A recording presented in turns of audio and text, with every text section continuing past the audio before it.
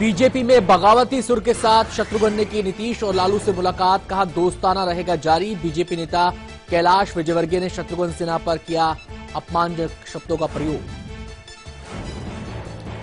बिहार में हार के बाद बीजेपी में घमासान तेज। पार्टी सांसद हुक्मदेव नारायण यादव ने संघ प्रमुख पर फोड़ा हार का ठीकरा।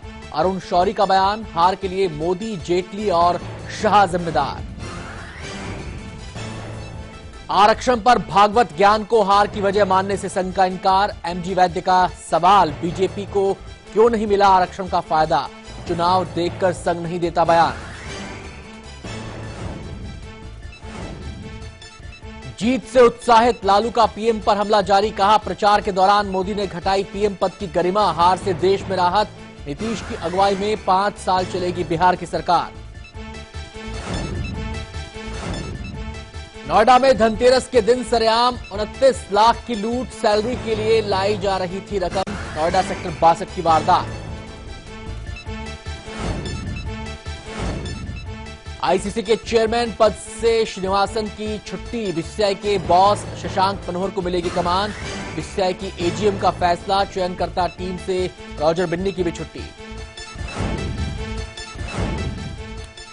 और 5 महीने बाद भारतीय बाजार में फिर से मैगी की वापसी। नेस्ले का दावा, सेफ है मैगी नूडल्स। आज से मैगी की ऑनलाइन बिक्री शुरू।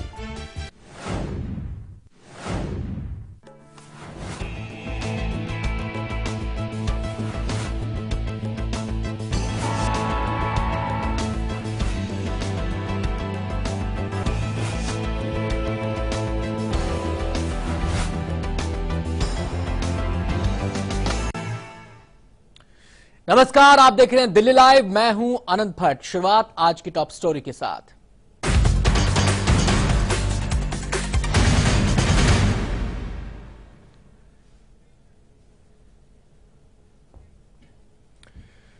टॉप स्टोरी में आज हम दिखाएंगे 2 इमारतों के जमींदोज होने की कहानी। दिल्ली के अर्जुन नगर इलाके में दोनों इमारतें थीं, अचानक एक इमारत झुक गई। अब एमसीडी ने इमारतों को गिरा दिया है। पूरा अभियान 21 सेकंड तक चला। बिल्डिंग भले ही गिर गई हो, लेकिन इलाके के लोग अब भी दहशत में हैं। जेसीबी मशीन के 11 वार,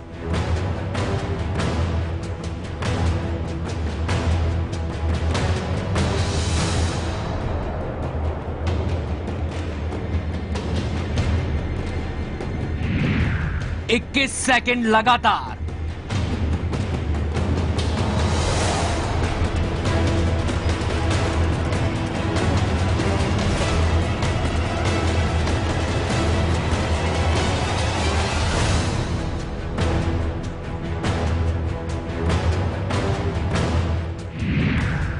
जमींदोज हुई 4 मंजिला इमारत।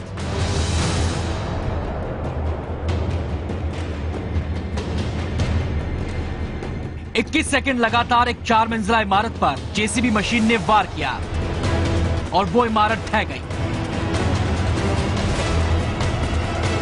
चंद सेकंड में जिस बिल्डिंग को आपने जमींदोज होते हुए देखा, वो इमारत दिल्ली के अर्जुन नगर इलाके में थी। इस इमारत को क्यों गिराया गया, किसके कहने पर गिराया गया, इसमें रहने वाले लोगों का क्या हुआ, हर सवाल का जवाब हम आपको देंगे। लेकिन उससे पहले इसी इमारत की कुछ तस्वीरें आपको दिखाते हैं।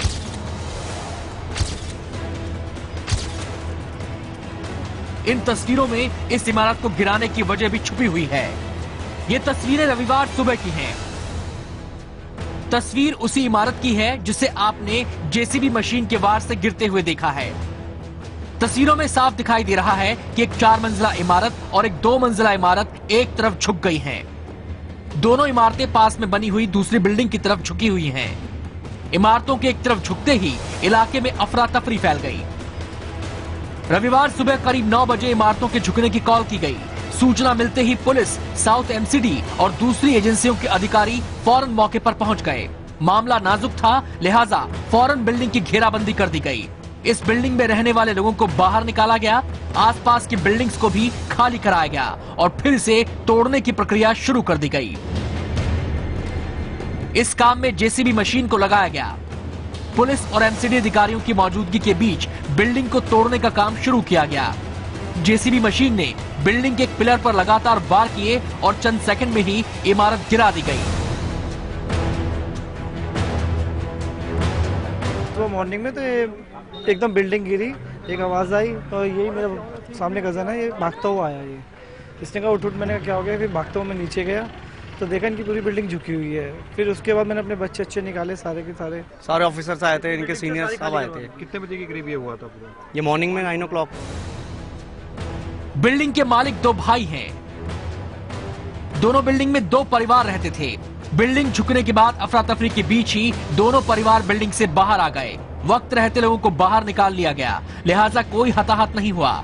भले ही किसी को चोट नहीं आई, लेकिन लोगों के जहन से दहशत अब तक नहीं निकल पाई है।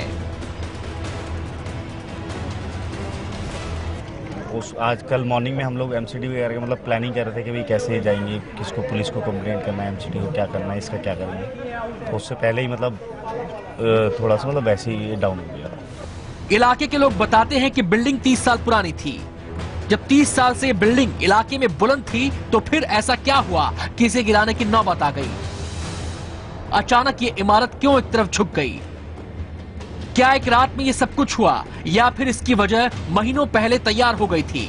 हर सवाल का जवाब आपको देंगे, आप हमारे साथ बने रहिए। Ravi Jalhotra, live India, Delhi.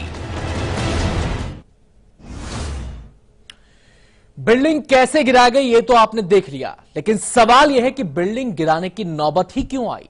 आखिर ऐसा क्या हुआ कि ये बिल्डिंग एक तरफ झुक गई? आखिर क्या है नेपाल के भूकंप और इस बिल्डिंग के गिरने का कनेक्शन? हर सवाल का जवाब इस रिपोर्ट में।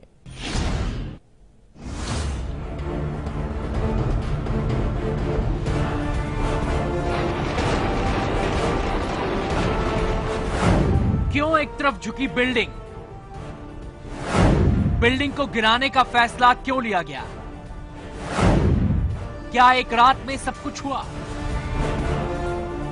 अर्जुन नगर इलाके में बिल्डिंग के झुकने और फिर उसे गिराने की कहानी 1 या 2 दिन की नहीं है। इस बिल्डिंग का जमींदोज होना 6 महीने पहले ही तय हो गया था। अब आप सोच रहे होंगे कि आखिर 6 महीने पहले ऐसा क्या हुआ। चलिए आपको 6 महीने पीछे लिए चलते हैं। पूरी दुनिया को याद है 6 महीने पहले यानी अप्रैल के महीने के आखिर में एक भूकंप की शक्ल में कुदरत ने कहर बरपाया था। उस कहर ने नेपाल को तबाह कर डाला। नेपाल में आए उस विनाशकारी भूकंप के झटके दिल्ली में भी महसूस किए गए। दिल्ली में कहीं से किसी बड़े नुकसान की खबर उस समय तो नहीं आई। पुरानी दिल्ली की कुछ इमारतों में दरारों की खबर जरूर आई थी। अर्जुन नगर की इस बिल्डिंग और नेपाल के भूकंप का भी गहरा कनेक्शन है। भूकंप के झटके दिल्ली में भी महसूस किए गए, लेकिन ये इमारत उन झटकों को बर्दाश्त नहीं कर पाई और इसमें दरारें आ गईं। वक्त के साथ इमारत की दरारें चौड़ी होती गईं और इमारत कमजोर। फिर अचानक रविवार को इमारत एक तरफ झुक गई। गनीमत रहे कि कोई हताहत नहीं हुआ। जब नेपाल वगैरह में जो अर्थक्वेक आया था उस टाइम पे थोड़ा सा हमारी बिल्डिंगों में क्रैक वगैरह आ गया था। देन उसी टाइम पे हमने थोड़ा सा प्रिकॉशन वगैरह लेके पूछा था लोगों से जो भी हमारे नोन में थे। तो उस टाइम पे मतलब इतना सेटिस्फाइड हो गए थे कि हाँ भाई इसमें अभी ऐसी कोई टेंशन है नहीं। लेकिन दोनों बिल्डिंग्स में लोग 6 महीने से अपनी जान जोखिम में डालकर रह रहे थे। ये इससे साफ है कि जब बिल्डिंग में दरारें आईं तब दोनों बिल्डिंग्स के मालिक ने इसकी सूचना एमसीडी को नहीं दी। किस्मत अच्छी थी, बिल्डिंग एकदम नहीं गिरी और उसके झुकने की वजह से इन्हें बाहर निकलने का मौका मिल गया। एमसीडी को तो हमने मतलब इन्फॉर्म कर ही नहीं पाए थे ना, क्योंकि ये जो भी मतलब प्रोसेस हुआ ये 7-8 दिन के अंदर हो गया। अब उस 7-8 दिन में पहले फैमिली सेव करनी थी या तो मैं एमसीडी आता, और उस टाइम पे माइंड इतना डिस्टर्ब हो रखा था सभी का कि भाई इस टाइम करना क्या है। जिस तरह से भूकंप के बाद बिल्डिंग में दरारें आईं, जिस तरह से बिल्डिंग एक तरफ झुकी, उससे साफ है कि बिल्डिंग में भूकंपरोधी तकनीक और मटेरियल का इस्तेमाल नहीं किया गया। जिस इलाके में बिल्डिंग है वहां धड़ल्ले से अवैध निर्माण होता है।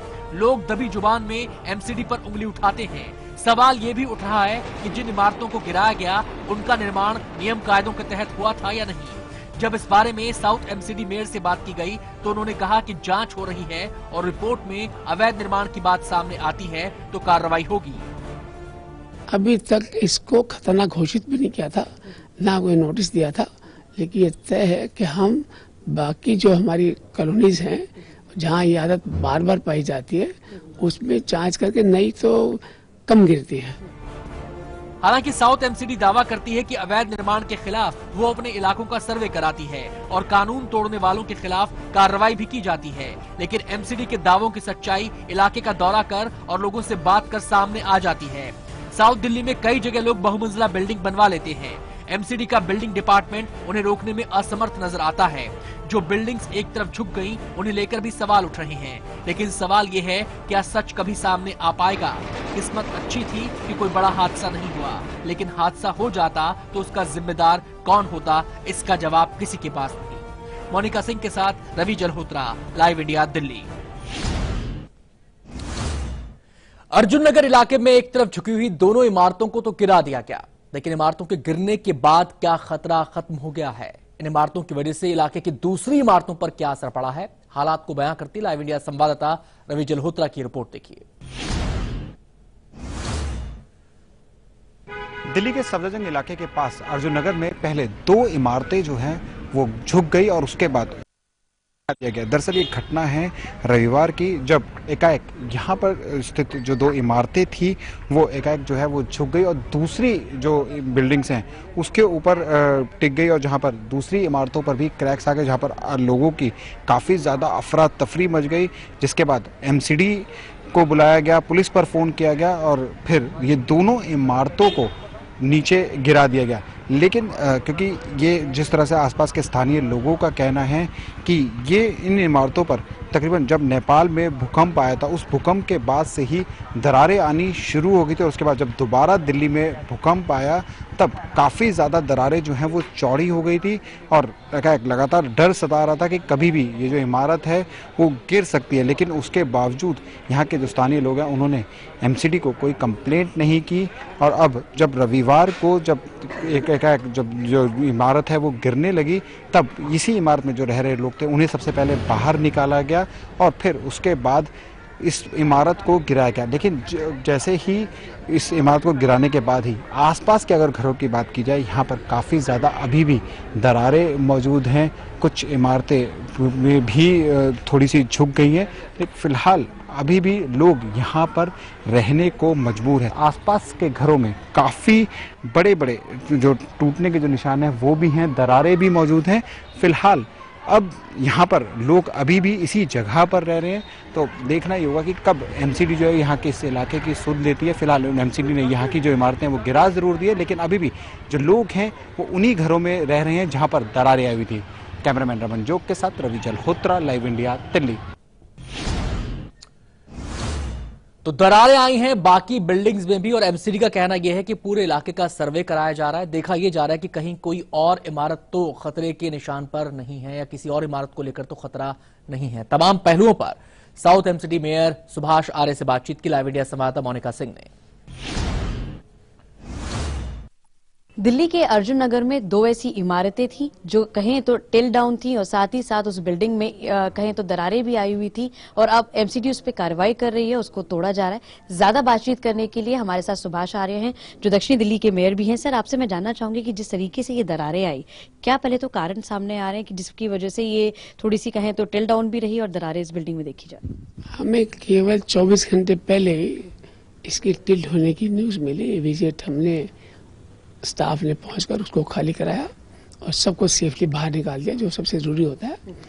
फिर उसको गिराने का काम शुरू किया और 2-2.5 घंटे में जैसे हमारी मैनेजमेंट तैयार की थी कि अचानक कहीं भी कोई कोलैप्स हो, कुछ हो, तो हमने उसके लिए एक अलग से विभाग बनाया था। उस विभाग के द्वारा हमने इसको टेकअप किया और 2-2.5-3 घंटे में हमने उसको साफ कर दिया ताकि और किसी बिल्डिंग को दिक्कत नहीं आए।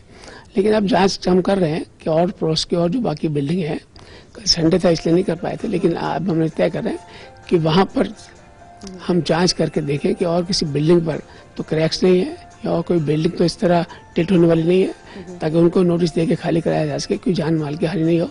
लेकिन रिपोर्ट विदिन डे 2 आएगी तो आपसे बात बताएंगे। लेकिन सुभाष जी, जो बाकी लोगों से जो तमाम बातचीत हो रही है वो उनका ये सीधे तौर पर ये कहना है कि अप्रैल में जो भूकंप आया था नेपाल में, उसके बाद से ही जो इमारत की जो हालत थी काफी खस्ता हाल थी और उसके बाद ही ये सारी चीजें हुई। तो क्या लगता नहीं कि एमसीडी की तरफ से थोड़ी सी देरी जरूर हुई है, क्योंकि अप्रैल के महीने से ये सभी चीजें सामने आई हैं? अगर भूकंप आता तो किसी एक स्पॉट छोटे से पर नहीं आता, वो पूरे शहर और इलाके की तरफ बढ़ता है। इसमें वहाँ बहुत घनी आबादी है अर्जुन नगर की, उसके साथ और भी नगर हैं, 3 बाग उसके पास में और बहुत कॉलोनियाँ हैं। अगर रहती तो बाकी बिल्डिंगों पर असर पड़ता।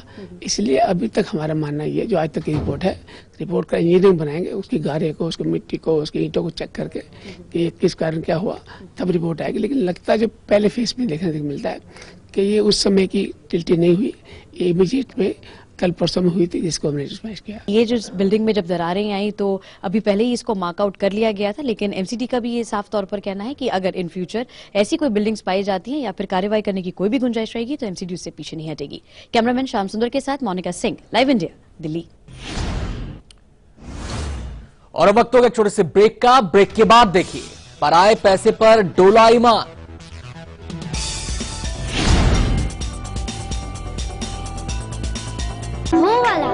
खुल के जीने में कुछ दर्द तो होता है, पर इस दर्द से रुकना क्यों? एक्सपर्ट है ना वॉलनी, डॉक्टर्स का भरोसेमंद। इसका क्विक एब्सॉर्ब नैनोजेल फॉर्मूला बिना मसाज के दे आपको इंस्टेंट और लंबा आराम। वॉलनी, इसके आगे दर्द क्या चीज है?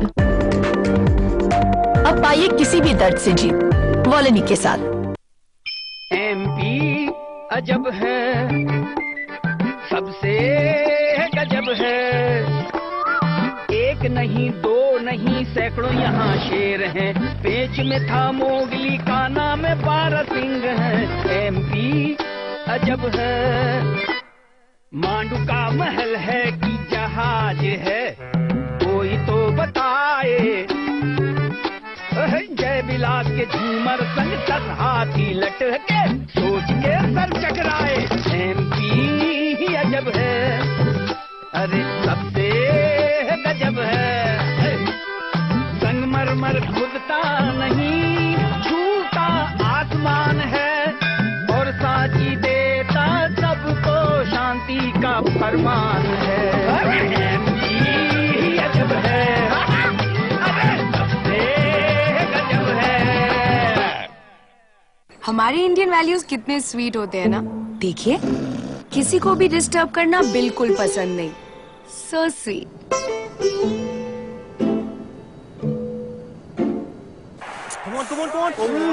पर टीवी देखते वक्त क्या हो जाता है इंडियन वैल्यूज को? अब नहीं होगा, क्योंकि वीडियोकॉन D2H है हेडफोन्स के साथ। किसी को डिस्टर्ब मत करो और इंडियन वैल्यूज को मेंटेन रखो। Videocon D2H for Indian values.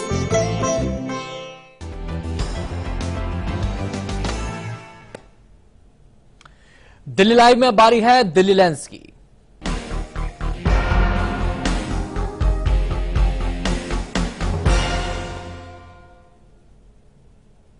आज धनतेरस है और धनतेरस के दिन बर्तनों का बाजार काफी सज गया है और शुभ माना जाता है बर्तनों को खरीदना। हर साल की तरह इस बार भी धनतेरस पर स्टील के बर्तनों की डिमांड ज्यादा है। देखिए लाइव इंडिया संवाददाता आरती पांडे की रिपोर्ट। धनतेरस पर इस तरह की परंपरा रही है कि स्टील के बर्तन लोग बहुत खरीदते हैं, क्योंकि इसे बहुत शुभ वो मानते हैं। तो बहुत ज्यादा नहीं तो कम से कम एक स्टील का बर्तन तो लोग इस दिन जरूर खरीदते हैं। और फिलहाल इसी तरह से बर्तनों से सजी हुई एक दुकान के अंदर अभी हम मौजूद हैं, दिल्ली के दिलशाद गार्डन में। चारों तरफ अगर हम कैमरा घुमाएं तो यहाँ पर सिर्फ और सिर्फ यहाँ पर स्टील के जो बर्तन हैं आपको देखने के लिए मिलेंगे। चाहे वो बर्तनों में अगर हम चम्मच बात करें, चम्मच, ग्लास, कटोरी, ग्लास, मतलब हर तरह के जो आइटम्स यहाँ पर हैं। लेकिन खास बात यह है कि ये सभी के सभी जो हैं स्टील के हैं, जबकि सुनने में ये भी आता है कि पीतल के भी और तांबे के भी लोग बर्तन खरीदते हैं। इस पर बात करने के लिए यहाँ के जो ऑनर हमारे साथ हैं रजनी अरोड़ा जी। रजनी जी, एक बात हम जानना चाहेंगे कि धनतेरस है और कहते हैं ये भी है कि पीतल और तांबे का सामान भी लोग खरीदते हैं, लेकिन अगर हम यहाँ पर देखें तो सिर्फ और सिर्फ हमें स्टील के बर्तन नजर आ रहे हैं। ऐसा क्यों? ऐसा इसलिए है, पहले तो हैप्पी धनतेरस सबको, ऑल ऑफ यू। खरीदारी तो इस समय सब लोग ही करते हैं, बट खरीदारी में बर्तनों का सबसे ज़्यादा ही इसमें माना जाता है कि खरीदना अच्छा माना जाता है। जो घर में लाए नया बर्तन तो घर में सुख शांति रहती है, वैभव रहता है। किस तरह के बर्तन लोग खरीदना इस दिन पसंद करते हैं? क्या चम्मच खरीदना पसंद करते हैं, कटोरी, टिफिन, या क्या किस तरह की जो आइटम्स हैं वो ज्यादा पसंद करते हैं खरीदना? गिलास, कटोरी, स्पून, प्लेट्स, पूजा थाली में भी स्टील की ही चाहते हैं वो लेना। धनतेरस के दिन बर्तनों के अलावा सोने चांदी को भी शुभ माना जाता है, इनकी भी खरीदारी खूब होती है। इस बार सोना चांदी के सिक्के लोग ज्यादा पसंद कर रहे हैं। आरती पांडे की रिपोर्ट देखिए। धनतेरस का दिन धन के देवता कुबेर का दिन होता है और लोग इस दिन दिल खोल कर खरीदारी करते हैं, इस उम्मीद के साथ कि साल भर उनके घरों में खुशहाली इसी तरह से बनी रहे। फिलहाल इस धनतेरस पर लोगों ने क्या कुछ पसंद किया, इसी का जायजा लेने के लिए हम पहुंचे हैं दिल्ली के चांदनी चौक में। यश सिल्वर हाउस में अभी हम मौजूद हैं। महेश जी, ये बताइए कि कॉइन की अगर बात करें तो किस तरह का बदलाव है, क्या आपने कुछ डिजाइन बदले हैं? देखिए, ऐसा है कि डिजाइन हमने बदले हैं। इस तरीके के हार्ट शेप में देखो अब की बार नए बने हुए हैं ये राजा रानी। इस तरीके से लक्ष्मी गणेश जी ओवल में गोल्ड के बने हुए हैं। इस तरीके से देखिए ये 500 ग्राम में बनाया हुआ है ये ओवल पीस। इसमें क्या मतलब आपने जो है इसमें इस बार परिवर्तन किया है, इसका डिजाइन बदला गया है? वर्टी बनाया हुआ है, देखिए से ये नया परिवर्तन है, पहली बार ये आया ये। हाँ, अमेरिका के। मतलब ये डिजाइन्स हम आपको बताना चाहेंगे, जैसे महेश जी ने बताया कि इस बार जो है डिजाइन्स बदले गए हैं। जैसे कि आप इस तरह से ये देख पा रहे हैं, पहली बार ये आई है और ये आधा किलो का चांदी का है और लोगों ने इसको बहुत पसंद किया, डिजाइन की वजह भी है जी। और क्या बताना चाहते हैं सर? दिवाली पर तो हमेशा ही सीजन होता है, धनतेरस वाले दिन तो काफी लोग चांदी खरीदते हैं, तो उनको ये अपने आप में ऑफर ही है कि उनको एक सस्ती रेट में सामान मिलता है। जो भीड़ है वो बताने के लिए काफी है कि कुल मिलाकर महंगाई चाहे कितनी भी बड़ी हो, लेकिन इस बार भी लोगों ने सोने और चांदी की खरीदारी की है। और अब दिल्ली का हाल है दिल्ली में।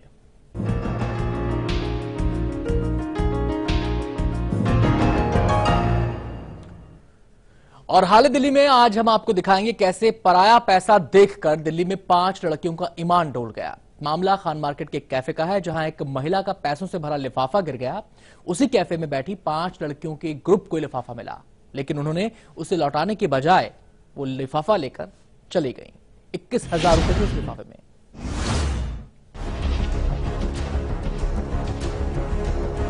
देश की राजधानी में इन दिनों 5 लड़कियां सुर्खियों में हैं। पुलिस इनकी तलाश कर रही है और उसकी वजह है 21,000 रुपए। ये पैसे इन्होंने चुराए नहीं हैं, ना ही पैसों के लिए इन्होंने कोई जुर्म किया है। अब आप सोच रहे होंगे तो फिर पुलिस इन्हें क्यों ढूंढ रही है? चलिए बताते हैं आपको क्या है पूरा मामला। सुर्खियों में 5 लड़कियां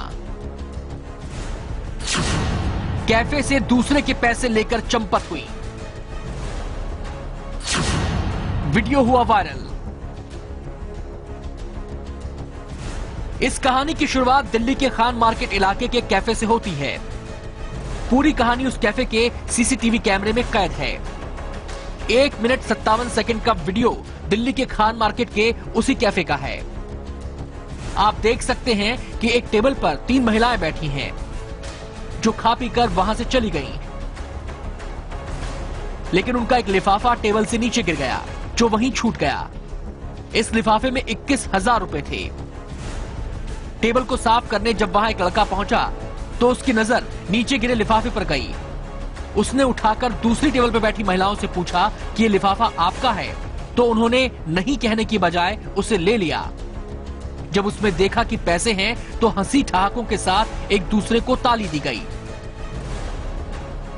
अगले कुछ मिनटों में बिल चुकता कर वो वहां से निकल गई। करीब आधे घंटे बाद जब असल मालिक सोना सचदेव वहां पहुंची तो वेटर ने पूरी हकीकत बताई।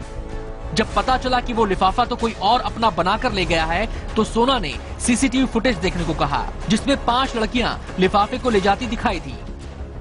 इसके बाद महिला ने तुगलक रोड थाने में मामला दर्ज कराया और पुलिस ने वीडियो यूट्यूब पर अपलोड कर दिया। अब पुलिस महिलाओं की तलाश में जुट गई है। इस घटना से यहाँ सवाल ये खड़ा हो रहा है कि कैसे पैसों को देखकर लड़कियों की नीयत बदल गई। क्या झूठ बोलते वक्त इनके ज़मीर ने इन्हें धिक्कारा नहीं? इन लड़कियों ने झूठ बोलते वक्त ये क्यों नहीं सोचा कि ये पैसे किसी की जरूरत के हो सकते हैं? Bureau report, live India. और अब वक्त हो गया छोटे से ब्रेक का। ब्रेक के बाद देखिए, लपटों में डीटीसी बस, रोकनी पड़ी metro.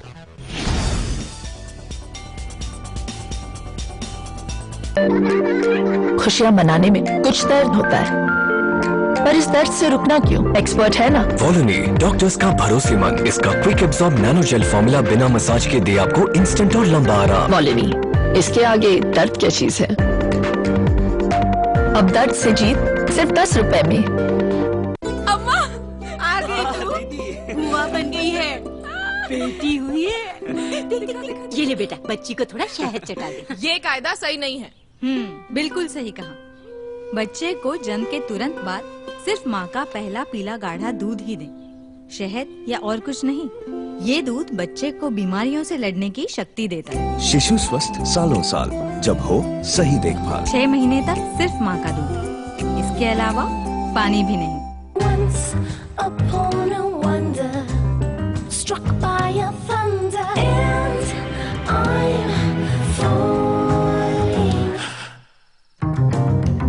Introducing 2 new fragrances from Engage Deo Sprays. Give in to the language of love.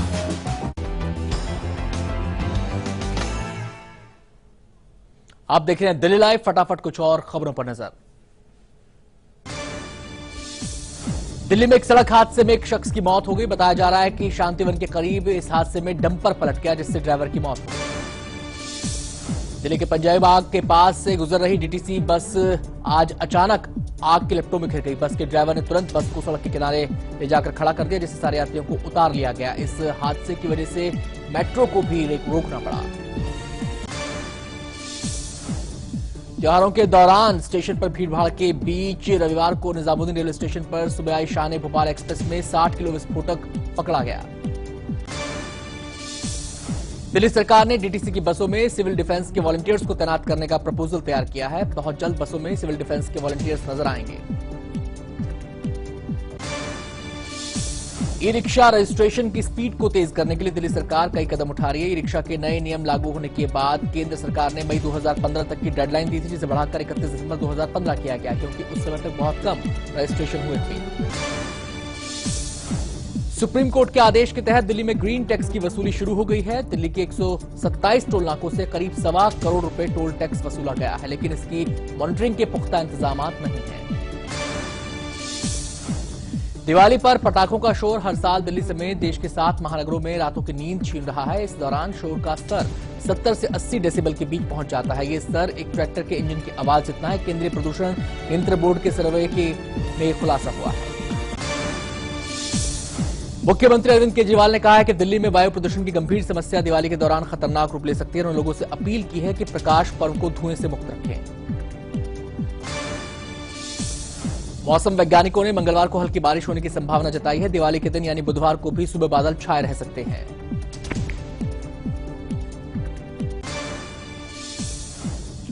Delhi live में आज इतना ही। वक्त हो गया छोटे से ब्रेक का। ब्रेक के बाद भी लाइव इंडिया पर खबरें जारी हैं।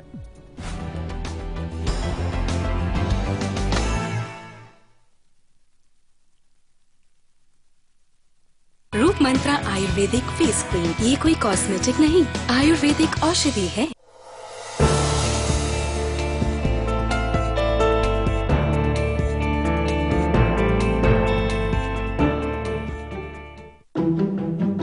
सनसेट के साथ ही सेट है आपके डेली न्यूज का डोज। 7 PM इंडिया में देश की पॉलिटिक्स, स्पोर्ट्स, एंटरटेनमेंट और आपके स्टेट की डेली न्यूज को मिलेगा साथ का साथ। 7 PM इंडिया, परेशानियों से भरे न जाने कितने दिनों, महीने और सालों का इंतजार जब खत्म हो जाए, सिर्फ एक फोन घुमाने से, तो फिर आप उसे क्या कहेंगे? लाइव इंडिया हेल्पलाइन, सिर्फ लाइव इंडिया।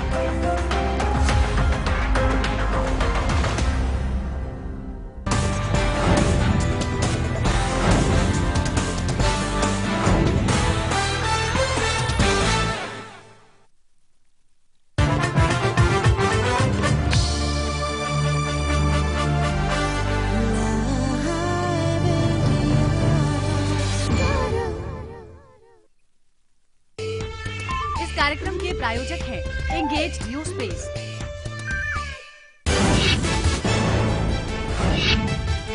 बिहार में हार पर बोले जेटली, वोटों का गणित समझने में हुई गलती, विरोधी एकजुट होकर लड़े इसलिए हम हारे। अमित शाह का किया बचाव, कहा जीत हार की सामूहिक जिम्मेदारी। पार्टी नेताओं से कहा संभल कर खोले जुबान। बीजेपी में बगावती सुर के साथ